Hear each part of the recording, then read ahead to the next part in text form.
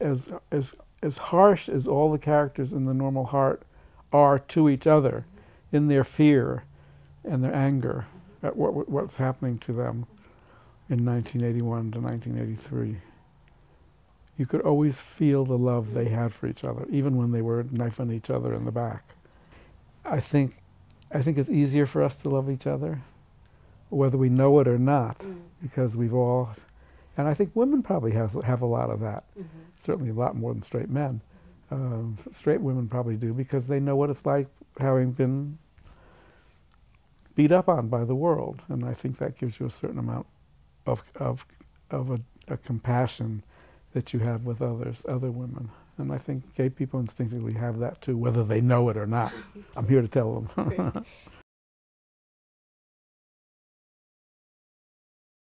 Identify what makes you angry and not give a shit what anybody thinks of you and your anger, and be able to carry on direct action with what you care passionately about, and simply, oh, so he thinks that, goodbye, forget it. It doesn't bother me at all, and it doesn't anymore. And it's a big thing to get past, but it's worth it, and it's wonderful when you can say it. I don't give a shit. Yeah, I guess with each experience along my path of trying different things and new things, I experienced great pain, which gave me the lesson and the strength to move on to the next one a little more hardened.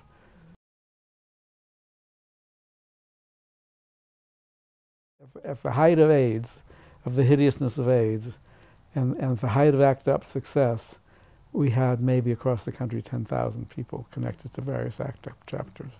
When there are, I don't know, 24 million of us in the world, in this country, and that always strikes me as a terrible, terrible statistic that we've never been able to do much about. We are not politically active in any way. Well, no one's ever come along to pick up the torch. It's always amazed me that another Larry Kramer hasn't come along.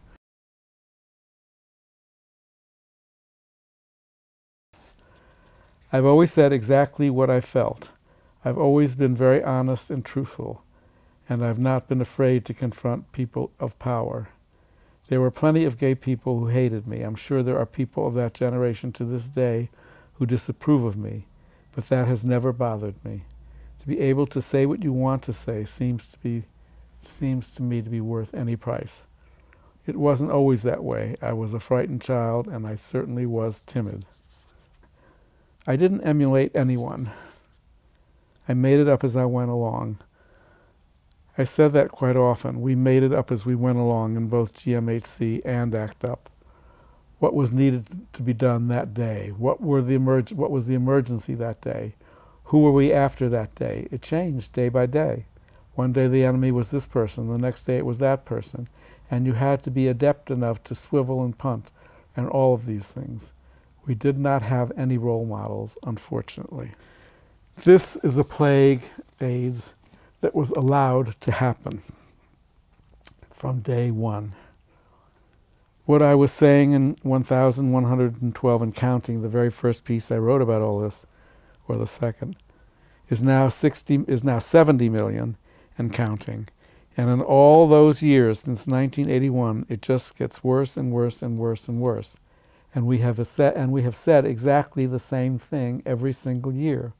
We've pointed out exactly what was happening, and nobody in any effective authority or position of leadership has done anything about it. People are essentially cowards. They don't have the courage of their convictions and quite often don't know what their convictions really are. People just want to be left alone. They want to go home to whatever's there and be safe. I'm not interested in being a good citizen. I define a good human being as somebody who takes responsibility in his life and makes the world a better place. I don't care if people like me. We spend too much time worrying, both as a population and as individuals, that people like us. It's a waste of time. How do you get large numbers of people to move beyond complacency of everyday life? You speak up and say what's in your heart every day to everybody you can, which is what I do. You see something awful going on, you try to identify it. Don't be silent. Silence equals death, which is the famous ACT UP motto. I feel fortunate to have lived the life that I have lived and to have been able to be useful to the world. That gives me a lot of pleasure.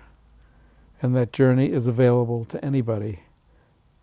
I was no big deal, a little more stubborn perhaps than others, but God knows everybody's got that in them. I suffer from a hideous fear of heights, and I will not go above a 3rd floor, which is causing all of you to come up here to have dinner without me. For years I was ashamed of it, and I never would talk about it. I just would use excuses not to go anywhere high up. And over the years I've learned to live with it. And recently I discovered, by reading my least favorite newspaper, the New York Times, and discovering that there indeed is a chemical reason for all of this, that you are lacking a certain enzyme in your brain, which causes irrational fears like this. I cannot tell you what a shame was lifted from my body. Now I don't give a shit about that either. If anybody says, will you come up here? And I say, no, I'm afraid of heights. Let's do it somewhere else. Whatever the object lesson is in that, I don't know. But I am here and you are there. Thank you. And I apologize for any inconvenience. No, I don't apologize for any inconvenience. Thank you.